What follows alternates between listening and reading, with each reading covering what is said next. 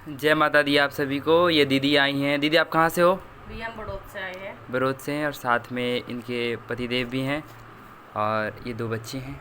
अभी ये बड़ौद से आए हैं। बड़ौद दिल्ली के पास है? हाँ जी, दिल्ली के पास। दिल्ली के पास है, वहाँ से आए हैं। और ये आप कब से माता जी के दरबार में जुड़े हो, ये बताइए। भैया हमें 4 4 महीने हो महीने से गए। दरबार से जुड़े हुए हैं। माँ के दरबार से जुड़ते ही हमें इतना अच्छा लाभ मिलने लगा, वो सारी मनोकामनाएं पूर्ण होने लगी। इतना सच्ची भाव, सच्चे दरबार हमने पहली बार जीवन में देखा।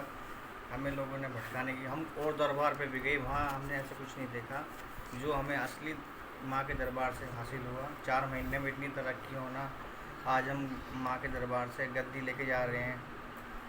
हमारी आत्मा इतनी प्रसन्न है कि ऐसा रूप माँ का हमने जीवन में कभी नहीं देखा। ऐसी माँ जीवन में हर किसी को मिले। मैं प्रार्थना करता हूँ ईश्वर से, मैंने कौन से ऐसे पुण्य किए होंगे जिससे माँ आज मुझे साक्षात माँ के दर्शन हुए। मैं प्रार्थना करता था, माँ मुझे अपने विकराल रूप मुझे दर्शन दो। माँ ने इतने शांत रूप में दर्शन दे के मुझे गद्दी प्राप्त की है।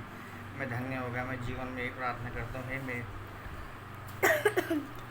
बिल्कुल। और इनके चेहरे पे बहुत प्रसन्नता है। और जब ये पहली बार दरबार आए थे उस समय हम थे, और जब ये आए थे उस दिन से लेके आज तक एक चीज़ मुझे इनमें दिखा। इनके अंदर वही श्रद्धा है, वही भाव है गुरु के प्रति और दरबार के प्रति। और अगर आप इस दरबार से जुड़े हुए हो और जो विधि बताई जाती है गुरु माँ के द्वारा, जो मंत्र और साधनाएं दिए जाते हैं, अगर आप लगन के साथ करते हो तो ऐसा हो ही नहीं सकता है कि आपके कार्य न हो और आप दुखी के दुखी रह जाए। ऐसा नहीं होता है। तो आप बताएंगे दीदी, आपको जो मंत्र मिला था, क्या क्या मंत्र मिला था और कितने देर आप जप करते थे?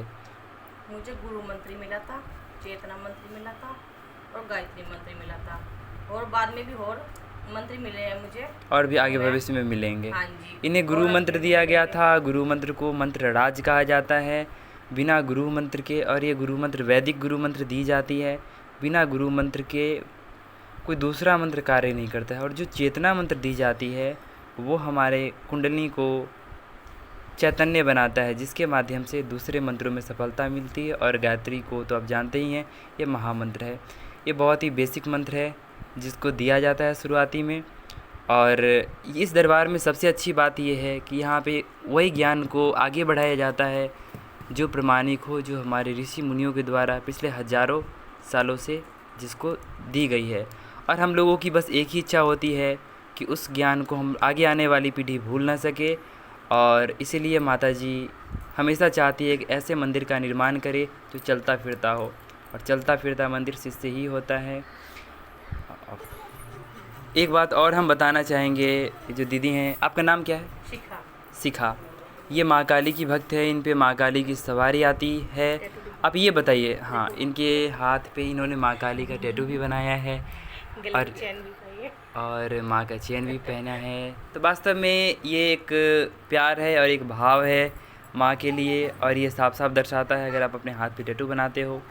अभी गर्दन पे बना। और यहाँ भी बनाने वाले हैं। और सबसे अच्छी बात यह है कि इनके अंदर मैंने देखा है, इन दोनों के ही अंदर गुरु के प्रति बहुत बहुत ज़्यादा श्रद्धा है।